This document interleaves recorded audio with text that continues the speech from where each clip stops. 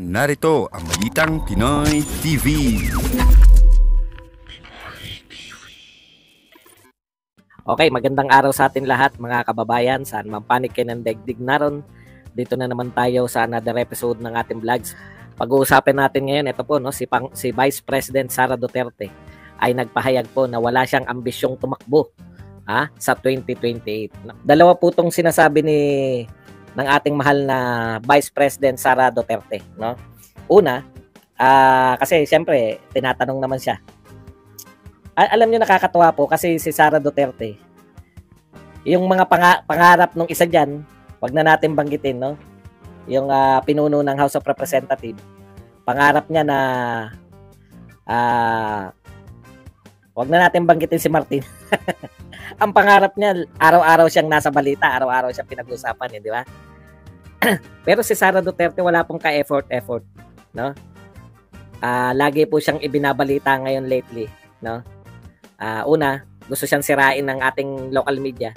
Ikalawa, natutuwa sila sa bagong bagong pronouncement ni Sara Duterte.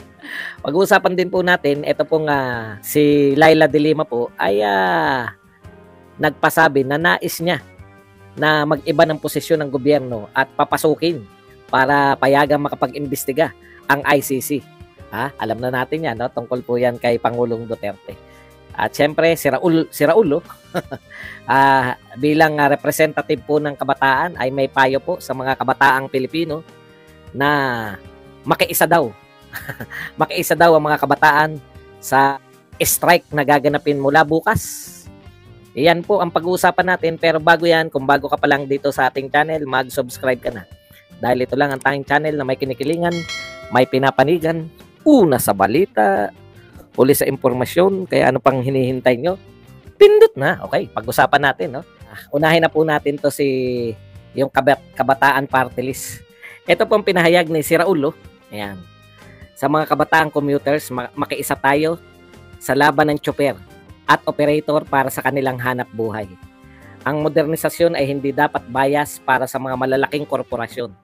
Sa darating na Lunes, tumungo tayo sa strike centers, kausapin ng mga tsoper at dinggin ang kanilang mga panawagan. Hindi ko po alam kung ano na po ang tumatakbo sa utak ngayon nitong representative ng mga kabataan, no? Ngayon lang po ako nakarinig ng isang congressman na direktang nananawagan sa mga kabataan na pumunta sa strike, no? Makiisa sa strike ng mga driver. Hindi mo ba naintindihan na Congressman Raul? Si Raul, nang isa sa mga unang naapektuhan ng pag-strike ng mga driver ay yung mga kabataang estudyante. Hindi naman po yata nagdeklara ang mga eskwelahan na walang pasok. Kung magdedeklara naman tuwing mananawagan kayo ng rally, kung magdedeklara naman ng walang pasok, kawawa naman po yung mga kabataan natin. Hindi na matututo, no? Ikaw, ang pagkakaalam ko sa iyo, Raul, isa kang honor student. Siguro naman hindi ka naging honor student dahil pala absent ka, no? Ang gusto mo ba sa mga estudyante natin? Wag na mag-aral talaga. Nakakapanghinayang po, no? Ang pinahihirapan ninyo, ang pinahihirapan mo, Raul Manuel, yung mismong pinasasama mo sa rally. Sa totoo po, eto, mag-real talk po tayo. Dahil siya ay, ang trabaho niya po ay mag-rally na mag-rally, hindi po natin siya tinututulan. Kung manawagan siya ng rally, pero kayo po, kayong mga congressman, pinasosweldo namin kayo, no? Pinasosweldo namin kayo, may pondo kayo, para saan po kaya sa tingin ninyo yung sweldo ninyong mga congressman? Hindi po ba para po yan, lutasin ninyo yung mga problema ng mga nagrarally? Hindi po kayo sinusweldohan para manawagan kayo ng sumama yung mga kabataan sa nagwawelga. Ibang klase talaga ang utak na ito. Okay, eto na po tayo sa tampok na balita ngayon. Dalawa po itong sinasabi ng ating mahal na Vice President Sara Duterte, no? Una, kasi siyempre tinatanong naman siya.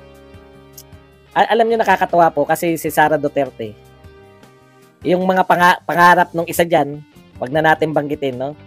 Yung pinuno ng House of Representatives, pangarap niya na wag na natin banggitin si Martin. Ang pangarap niya, araw-araw siyang nasa balita, araw-araw siyang pinag-usapan, di ba? Pero si Sara Duterte wala pong ka-effort, no? Lagi po siyang ibinabalita ngayon lately, no? Una, gusto siyang sirain ng ating local media. Ikalawa, natutuwa sila sa bagong bagong pronouncement ni Sara Duterte. Ito po ang sinabi ni Sara Duterte. Wala po siyang ambisyon na maging presidente sa 2028. Nalito na naman.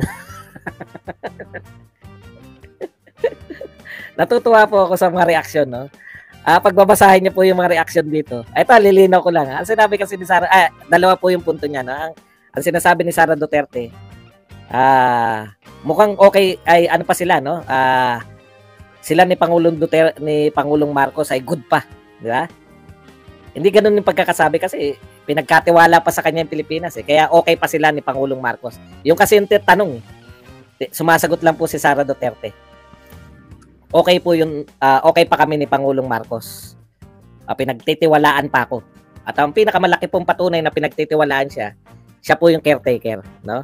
Kahapon nga nakakatuwa. Sabi ko nga doon, kahapon no, kanina. Pero kahapon pa yung balita eh. Sabi ko nga, parang Digong versus Lenny na naman to. Sila Tatay Digong nagtatrabaho tuwing mesa ko na.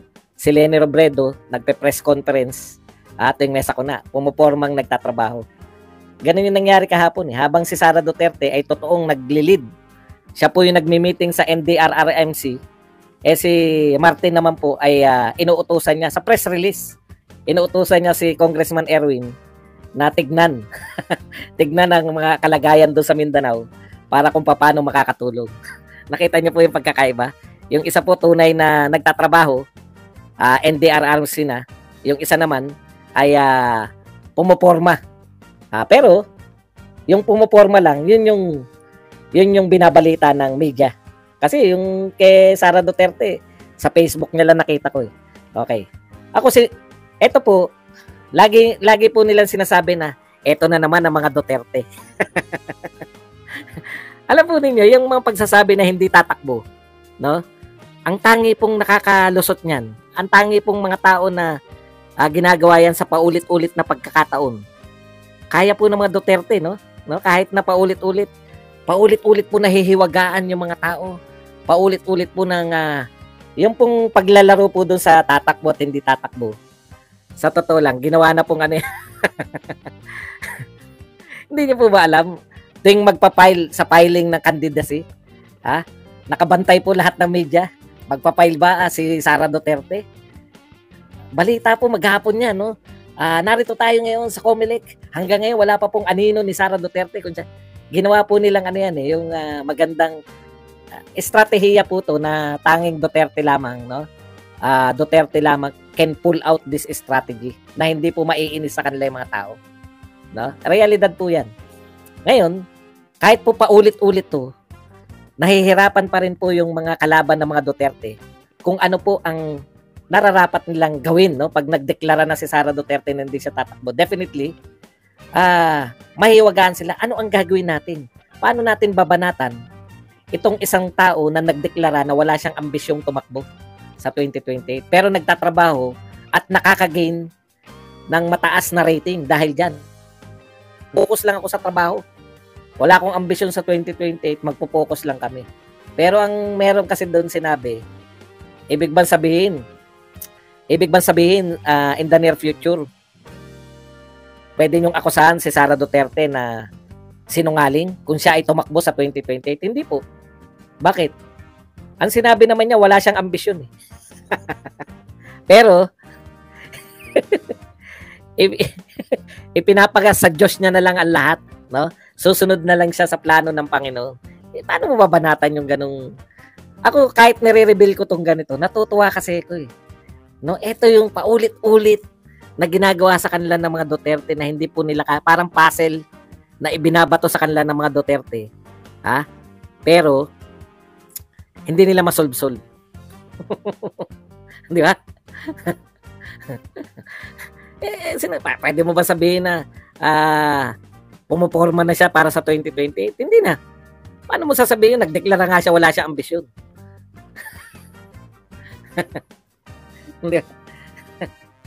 Pati rin po yung mga galit sa Duterte. Tignan po ninyo. Hindi nila alam kung paano nyo titirahin si Sara Duterte. Samantalang si Sara Duterte ay lagi niya sinasabi na lagi siya may paggalang kay BBM. Lagi po siyang may paggalang kay BBM. Paano nyo ngayon babanatan si Sara Duterte? Ito na nga mga kabalita. Ano na ang masasabi nyo patungkol sa balitang ito? Please comment down below mga kabalita. Pag-usapan natin yan sa comment section. At kung di ka pa nakasubscribe sa ating channel, baka naman